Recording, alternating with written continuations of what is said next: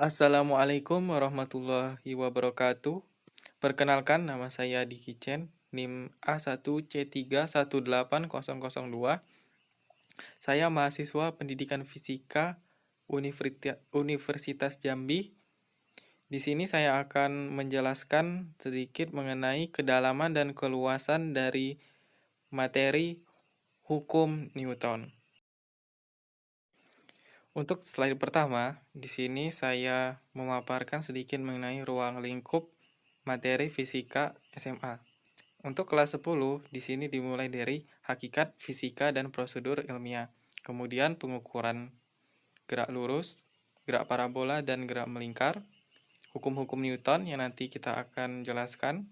Usaha dan energi, momentum, impuls, dan tumbukan. Dan yang terakhir gerak harmonis. Dan kelas 11, materinya yaitu keseimbangan dan dinamika rotasi, hukum Hooke, fluida statis dan dinamis, suhu, kalor dan perpindahan kalor, teori kinetik gas, dan termodinamika, gelombang bunyi dan cahaya, alat-alat optik.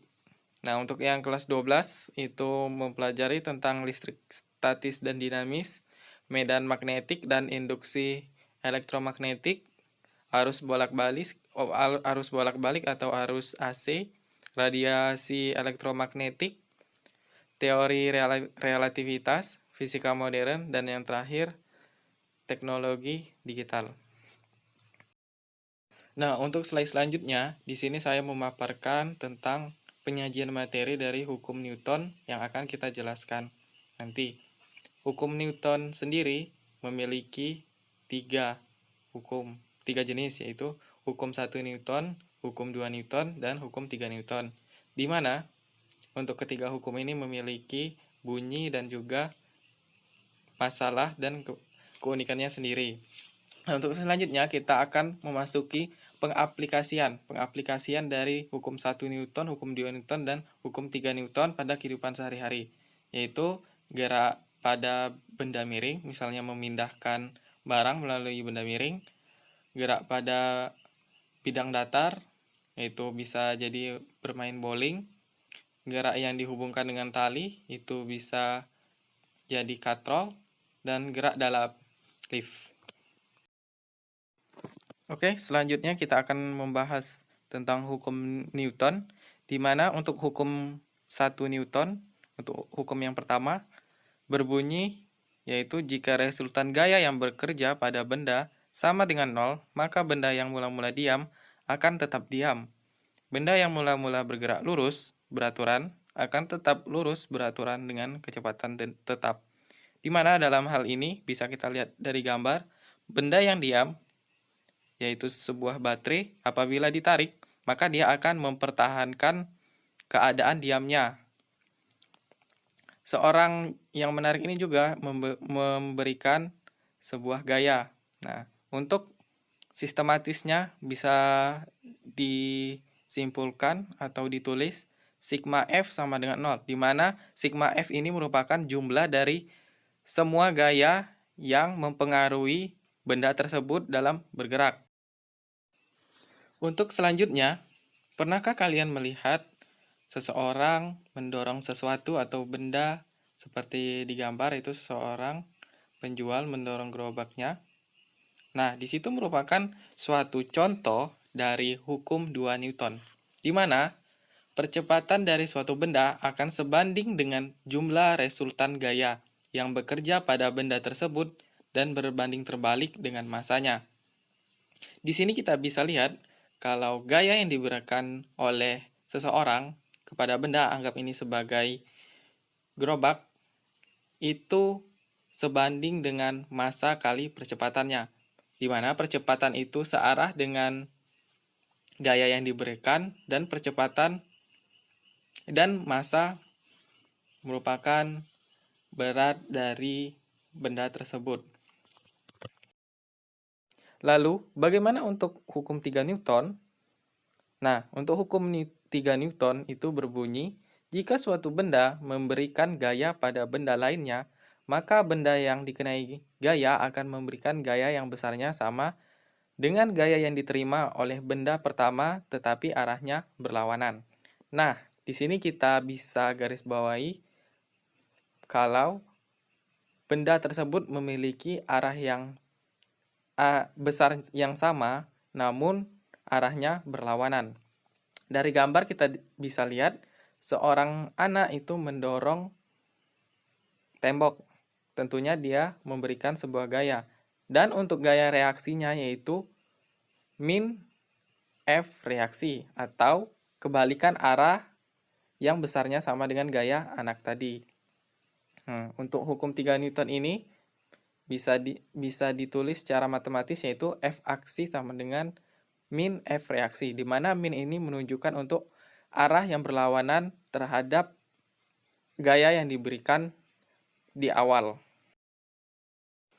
Nah, setelah kita mempelajari tentang hukum Newton, sekarang kita akan mempelajari pengaplikasian dari hukum Newton, yaitu hukum Newton di dalam lift, di mana terdapat orang di dalam lift tersebut. Di sini, untuk gaya-gaya yang terdapat di dalam lift, di sini bisa dibedakan menjadi 3, yaitu pada saat lift turun, lift ke atas, ataupun pada saat lift itu diam. Nah, yang pertama untuk lift diam. Di mana untuk lift diam ini sama dengan gaya normal, itu sama dengan gaya berat pada seseorang yang berada di lift tersebut. Di mana untuk lift yang diam ini, dia tidak dibantu oleh percepatan dari lift tersebut. Sehingga untuk gaya normal dan gaya berat dari lift ini itu sama. Lanjut, yaitu jika lift dipercepat ke atas, maka gaya normal itu dikurangi dengan gaya berat dari orang tersebut. Dan juga karena dia bergerak ke atas, dia juga menimbulkan suatu percepatan. Sehingga berlakulah hukum 2 Newton tadi, yaitu sigma F sama dengan massa kali percepatan. Berbeda dengan hukum yang pertama tadi, itu pengaplikasian dari hukum 1 Newton, yaitu hukum kelembaman. Nah, untuk yang ketiga, yaitu ketika lift ke bawah. Nah, ini bisa kita lihat bahwa arah dari percepatan itu searah dengan berat benda. Maka W atau gaya berat pada seseorang tersebut dikurang N gaya normal sama dengan massa kali percepatan. Nah, untuk yang lift dipercepat ke bawah ini juga merupakan pengaplikasian dari hukum 2 Newton. Nah, bisa kita tulis gaya normal dikurang gaya berat dikurang M sama dengan M kali A, di mana W itu sama dengan mg, yaitu massa kali percepatan gravitasi, dan kita bisa dapatkan bahwa gaya normal dari orang tersebut yaitu M dalam kurung percepatan gravitasi dikurang percepatan dari lift tersebut.